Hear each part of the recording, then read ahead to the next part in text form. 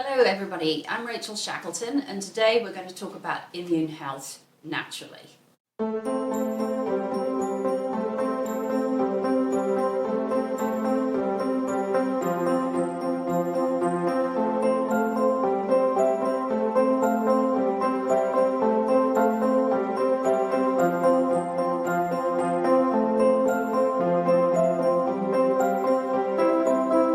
In today's world, modern man has got used to the comforts of our homes where we have central heating, we have hot water, and mostly we have food in abundance. This means that we've actually forgotten how to boost our immune naturally to ward off the seasonal bugs of flu and regular colds that come around at this time of year. How did our ancestors survive? For sure, I'm not suggesting that we go back to our ancestors and start living without central heating and hot water, which I too love. However, what we need to be doing is putting some things in place that help our immune systems to ward off those bugs that do come round. The immune system is a network that runs throughout our bodies. It's made up of several organs such as the thymus gland, the spleen, the bone and bone marrow, as well as lymphatic vessels and glands. The immune itself is divided into two, and we can think about this like we think about an army. We have the first line of defense, which is known as the innate immune, and we have the second line of defense, which comes in after that. So the first line of defense is developed from birth. As the baby passes through the birth canal, the immune is stimulated from that point onwards and actually forms between the ages of 0 and 4. This is the quick response aspect of our immune system that sends out the army to attack the antigen, destroy it, and bring us back to full health. The second line of the army is a slow response, or is the slow response aspect of the immune, where our system is trying to identify, are these bugs friends or foe? And if they're friends, then the immune switches off. If they're foe, the same thing happens. The army goes out, destroys the antigen, and removes it from the body.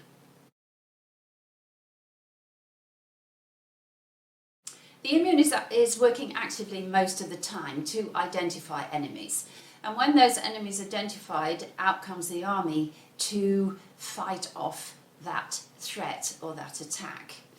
Now, from our ancestors' time, they were really dealing with changes in temperature, they were dealing with viruses and natural bacteria. Whereas in today's world, modern man has to deal with all the threats that are caused by the pollution in our atmosphere, such as air pollution, water pollution, of course the electromagnetic radiation that we're all so used to now in the form of Wi-Fi, smart meters, etc. So these aspects of modern day life are actually compromising our immune system, and we can list them from things like poor sleep, poor diet that doesn't have the necessary nutrients, the electromagnetic radiation, household chemicals, industrial chemicals, and so on.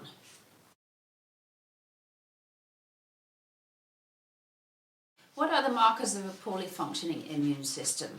Of course, we've got markers like colds and flu that we can't shake off. Every time there's a bug coming round, we seem to get it, and we never seem to be able to get over it. Things like repeated urinary tract infection can also be an indicator of a poorly functioning immune system, as well as weariness and tiredness all the time. Of course, we live in today's world, and therefore we have to put in place things that help us to manage our immune naturally. And there are many things that we can put in place which are easy to add to our daily routines and our lifestyles. The first one is learning to manage stress effectively. We can't come away from life's curveballs that throw things at us which cause us additional stress.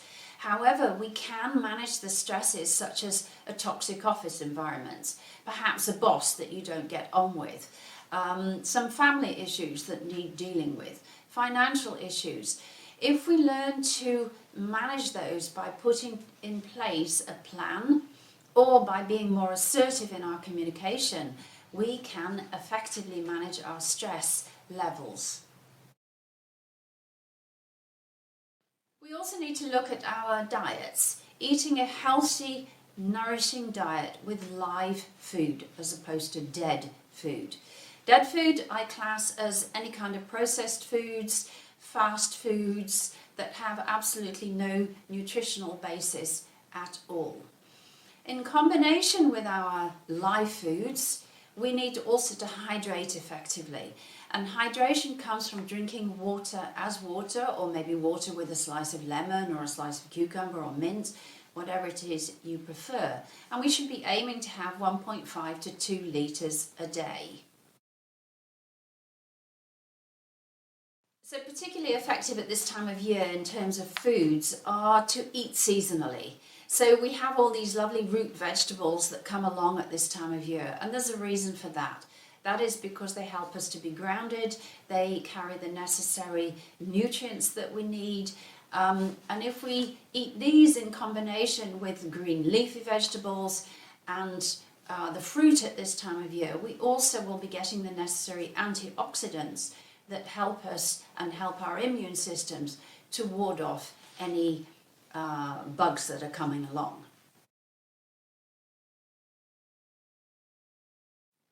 The immune system is the only part of the body that does not have its own pump, and therefore it relies on movement and exercise. So exercise or movement can be in the form of tennis, football, walking, jogging, going to the gym, dance, whatever it is that is your cup of tea, so to say.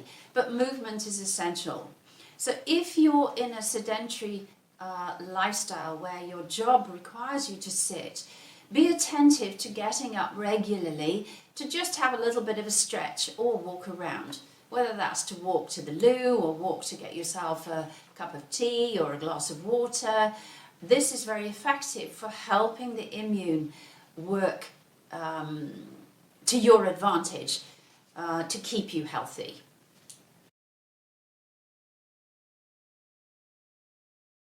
Other things that we can do is to get a good night's sleep. Rest is very important for the immune, as it is for all other body functions. However, making sure that you get a good 7 to 8 hours quality sleep a night is essential.